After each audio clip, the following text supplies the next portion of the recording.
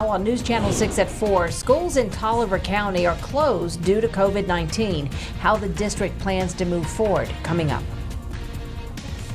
Plus, the tax-free holiday kicks off in South Carolina this weekend. More details ahead.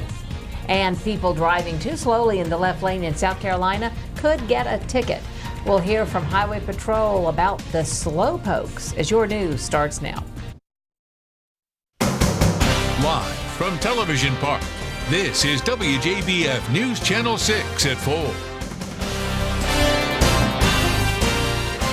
Good afternoon, everyone. I'm Jenny Montgomery. And I'm Archie Tashadri filling in for Brad Means. Thanks for joining us tonight. Coverage you can count on begins in Tolliver County, where schools are still closed after a COVID-19 outbreak. At least 4 students and 1 teacher have now tested positive, and for the next 2 weeks, students will learn from home. The assignments, though, can be picked up and dropped off outside of the school's front doors. School leaders say they will meet on Friday the 13th to discuss whether they should continue with online learning or if it's safe to return back to face-to-face instruction on the 18th of this month. It's everybody. It's all of us doing our part and really paying attention to the things that we're doing as individuals to make us all safer. So mask wearing, getting the vaccine if you're able to, those are going to keep the school open. Thursday, the school is hosting a community-wide COVID testing event, and the following week there will be a vaccine drive. Wearing masks is a controversial subject right now, especially when it comes to schools. In Georgia, individual school districts are allowed to decide how they want to handle mask policies. In Washington County, it's recommended masks be worn inside buildings, but not required if social distancing can be maintained. Our reopening plan is fluid and our protocols are fluid. So if our numbers change, then we will change, right? We have expressed to our community that we're not beyond going to a full mask wearing mandate if we need to. Right now, McDuffie, Richmond, Warren, and Hancock counties have full mask-wearing policies for both on the bus and in school buildings. Our other local Georgia districts require masks on buses, but only encourage them in the schools. One of South Carolina's largest cities will require masks at most schools inside city limits. The Columbia City Council voted to approve an emergency order Thursday morning. Students in 43 elementary and middle schools in the Columbia city limits will be required to wear masks to stop the spread of COVID-19. This order also includes daycares. Governor Henry McMaster is now responding to Columbia's new order on how this will impact schools. The state legislature passed provisions in the education budget that prevent school districts from doing just that. Now, if they do, their funding will be cut. McMaster says he believes that parents should be in control of whether their children wear masks in the classroom. He says the Attorney General's office will look at the specifics of Columbia's new order to determine if it's in fact legal. That'd be a question of law because you have a state law that says otherwise. And I don't see how, depending on the wording of exactly what a city ordinance would say, but it must square with state law in order to be legal. The state's Attorney General says a decision could be made as soon as next week. If you are looking to save money on back-to-school shopping, you're in luck. The tax-free weekend is underway in South Carolina. News Channel 6's Wes Cooper has more. Tax-free weekend is among us. You can find some great deals at South Carolina stores like at the Walmart here in North Augusta. Anything helps a lot of people right now. Just in time for back to school, South Carolina's tax-free weekend runs through Sunday, August 8th. I got my daughter that's going back to college at Lander, and then I have another daughter that's going to the governor's school. So yes, I will definitely be shopping this weekend. You can get some great deals on school supplies, clothes, computers, and many more electronics during the 72-hour event.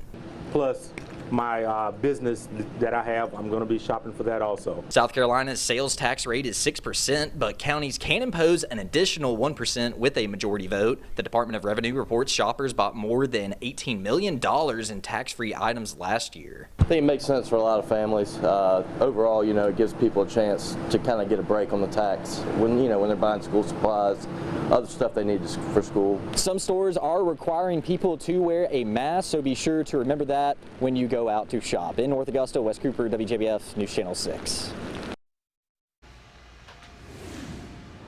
Well, we're seeing a lot of those clouds across the entire area thanks to our Jiffy Lube Skycam. Some showers still coming on through, but nothing really major that we're going to have to be really keeping our eye on, at least for now. There's still potential later on. Of course, we've got mostly just those clouds across the entire CSRA, but temperatures have gone down pretty considerably, sticking in those 70s and lower 80s, and that's all thanks to, of course, not that much sunlight, thanks to all those clouds, the showers coming through, as well as the proximity of that front to us. And we are still seeing some of those areas just along the southeast that are going to be seeing some of those thunderstorms and showers, at least for now. We expect them to pretty much come to the entire area. Take a look for the rest of the evening. A lot of the chances for thunderstorms continuously going on throughout the entire evening, and we're not going to be anywhere close to those temperatures that we expected to be at around 87. We are going to be sticking to those upper 70s, lower 80s. And speaking of 70s, dew points for the next couple of days are going to be pretty high as well, and it's all thanks to these storms and showers that are coming through, evaporating all that rainfall, getting it into the atmosphere. It's going to feel sticky, going to feel a little bit gross, but we'll be able to get through it. Temperatures aren't really likely to get back that far above average, but we are expecting to get there eventually. I'll have more details coming up in the full forecast. Back to you guys. All right, Ryan, thank you so much.